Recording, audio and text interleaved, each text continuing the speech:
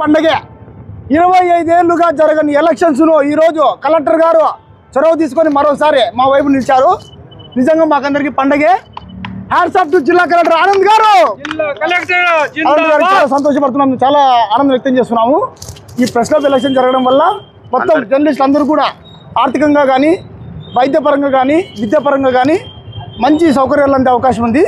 ఖచ్చితంగా మేము ఐఎన్పిఆర్ గారు మాకు హామీ ఇచ్చారు, ఖచ్చితంగా ఎలక్షన్ జరుపుతాము. 9 మంది సభ్యులు ఉండాల్సిన పని లేదు. 3-4 మాకు రిప్రజెంటేషన్ ఇచ్చినా కూడా ఎలక్షన్ను దిగ్విజయంగా ముందర తీసుకెళ్తామని చెప్పి హామీ ఇవ్వడంతోనే మేము 4వ రోజు ఈరోజు ఆమరణ దీక్షలో కూర్చున్నాము. 4వ రోజు దీక్షను విరమించుకుంటున్నాము, స్వచ్ఛందంగా విరమించుకుంటున్నాము. మాకు ఐఎన్పిఆర్ ఏడీ గారు చెప్పిన విధంగా 10 రోజులు కాదు, ఈ నెలాఖరు వరకు చూస్తాము.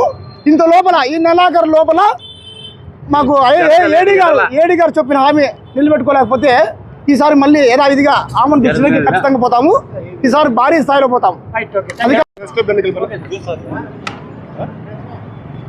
గతంలో ప్రెస్ క్లబ్కు సంబంధించి పలువురు జర్నలిస్టులు అప్రోచ్ అయినప్పుడు జిల్లా కలెక్టర్ గారు రిజిస్ట్రేషన్కు వాళ్ళు ఫెసిలిటేట్ చేయమంటే రిజిస్ట్రేషన్ కొరకు డీసీఓ డిపిఆర్ఓని పెట్టి ఫెసిలిటేట్ చేయమన్నారు. రిజిస్ట్రేషన్ ప్రాసెస్ అయిపోయింది.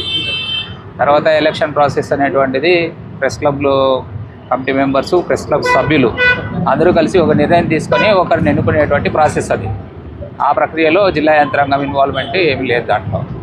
సో మీరు కొన్ని రోజులుగా వర్గాలుగా కొన్ని ఉన్నాయనేటువంటిది బయట తెలుస్తూ ఉంది. దీన్ని బట్టి కొంతమంది ఈ ఆమరణ నిరాహార దీక్ష అని కూర్చున్నారు.